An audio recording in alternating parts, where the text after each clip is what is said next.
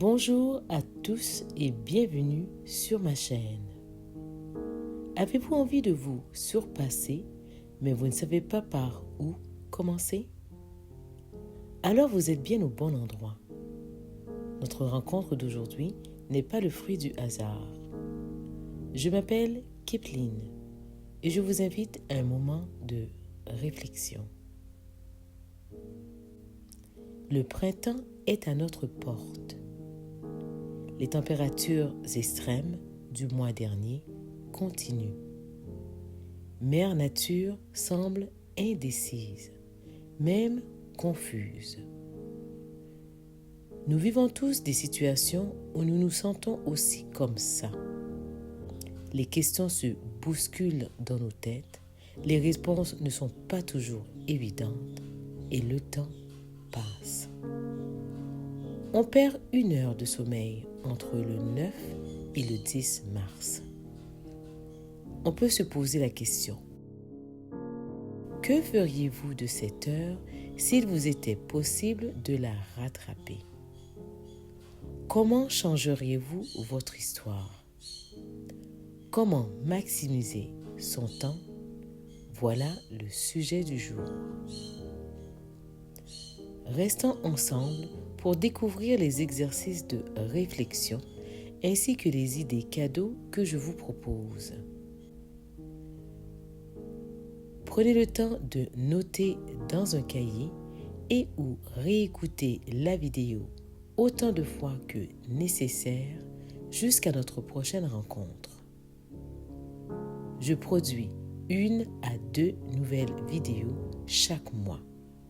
Cela vous donnera le temps de mettre en pratique et maîtriser les astuces et stratégies que je vous propose. Pour ne pas me perdre de vue et m'encourager, je vous invite à vous abonner en pressant le bouton subscribe, 1 pouce en haut et me laisser un petit commentaire de votre appréciation. Tout cela est gratuit. Autre chose, à travers tout le voyage, soyez honnête avec vous-même. Êtes-vous prêt? On y va? Exercice clin d'œil. Avant d'aller plus loin, voici un petit exercice que je vous invite à faire à tout moment de la journée où vous sentez une baisse d'énergie. Ça se fait en 4 étapes. Premièrement, arrêtez ce que vous faites.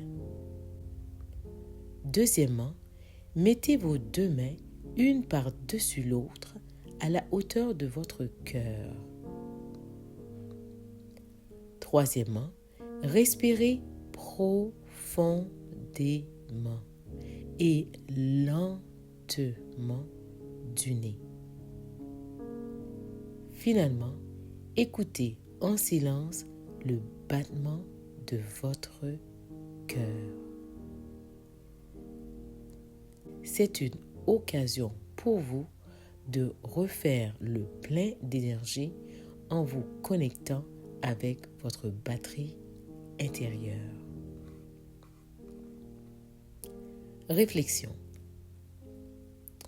De nos jours, tout le monde, ou presque, a un cellulaire où il faut le connecter à la source au risque que la batterie s'éteigne. Au quotidien, on se retrouve parfois dans des situations où on doit faire un retour sur soi pour voir plus clair. Conséquemment, on aura à faire des choix qui ne seront pas sans conséquences. Le temps de réflexion peut passer d'une fraction de seconde à une période plus longue.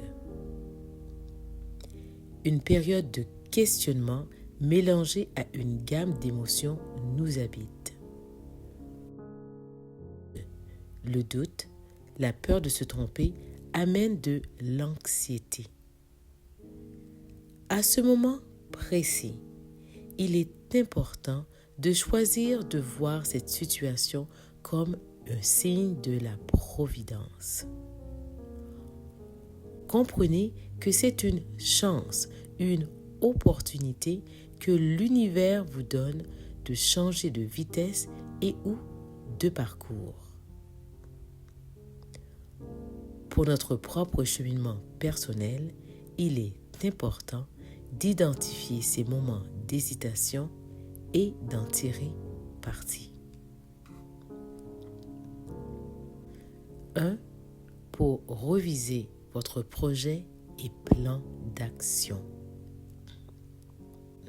Tout le monde veut son bien-être et croître à différents niveaux. Pour ce faire, il faut avoir des projets, des objectifs qui nous donnent une raison d'être.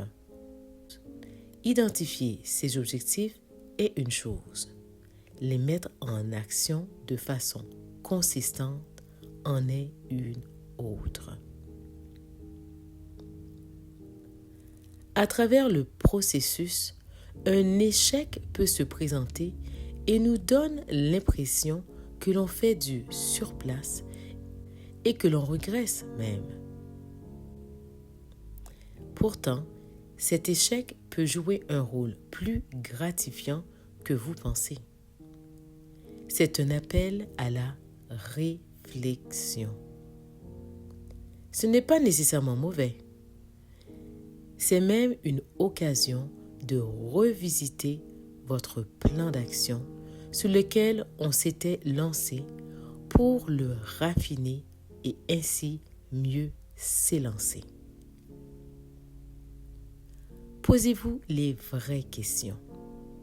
Est-ce que mon plan est réaliste?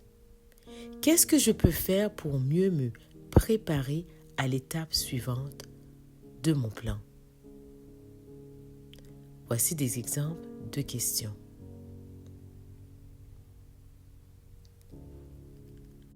Pour vous garder motivé, il est important de vous encourager vous-même. On le fait en se félicitant pour chaque étape importante que vous aurez franchie. Ça peut être pour prendre une journée de congé au travail, pour ne rien faire à la maison, ou même aller s'acheter un bien désiré. C'est une façon de vous faire plaisir en montrant de la gratitude envers vous-même. Il va de soi que ce cadeau doit être proportionnel à l'effort ou la tâche accomplie. Numéro 2. Revisitez vos relations humaines. Il serait utopique de croire que tout le monde veut votre bien. La réalité est qu'il y a des gens qui vibrent constamment dans une basse fréquence d'énergie et qui cherchent à tout prix à vous entraîner avec eux. Au fil des années, j'ai observé le profil de certaines personnes malfaisantes. On les reconnaît par le peu d'engagement et d'intérêt qu'ils portent aux projets qui vous tiennent à cœur. Elles vous gardent en attente pour avoir recours à votre aide au moment opportun. De temps en temps, elles vous flattent dans le bon sens du poil et vous croient assez naïf pour ne pas voir clair dans leur jeu. Il est temps qu'ils comprennent que vous connaissez la fable du corbeau et du renard. Filtrez bien vos amis. Ces relations sont des épines dans le pied. Il faut à tout prix les laisser partir avec beaucoup d'amour en disant merci à la vie de les avoir mis sur votre chemin. Sans leur présence, vous n'auriez pas appris comment reconnaître de vrais amis. Règle numéro 3. Donnez-vous le droit à l'erreur. Nous sommes des êtres humains. Faire des erreurs fait partie du processus de croissance personnelle. Ce qui est important est ce que vous allez faire de cette leçon de vie. Comment allez-vous permettre à d'autres d'en profiter?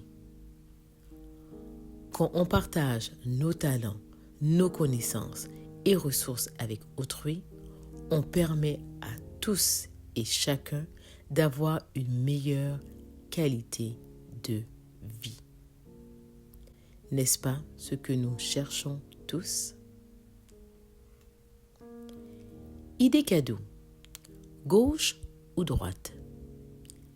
Il est devenu à la mode d'utiliser différentes applications pour rencontrer des futurs partenaires de vie.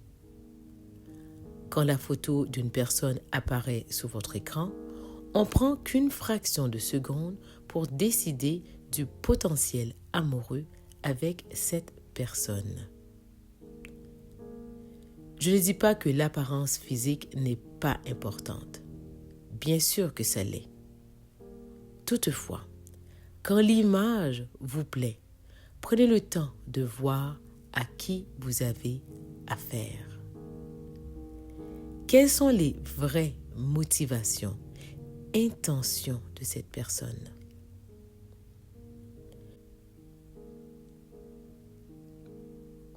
Vous ne voudriez pas vous retrouver à nourrir l'ego d'une personne qui vient tout juste de sortir d'une relation qui a mal fini ou, d'un autre côté, dont l'encre de papier de divorce n'est même pas encore séchée. La solution est simple. Prenez le temps de le connaître et voir à quel point vous êtes vraiment compatibles. Conclusion. Et voilà, c'est déjà la fin. J'espère que vous aurez un autre regard face à vos moments d'hésitation. Les stratégies que je vous suggère ont pour but de vous permettre d'avancer avec plus d'assurance. Ça commence quand vous avez décidé que c'est le moment. Démarquez-vous de ceux qui rêvent d'un meilleur lendemain en passant à l'action. De là l'expression « aide-toi et le ciel t'aidera ». Êtes-vous prêt à effectuer ce travail qui mérite de la détermination et beaucoup de volonté? Quel aspect de ma vidéo a capté votre attention? Mais avant tout, j'espère que je vous ai outillé pour vous aligner sur la voie du bonheur. Sur ces mots, je vous dis au revoir jusqu'à ma prochaine vidéo. À plus.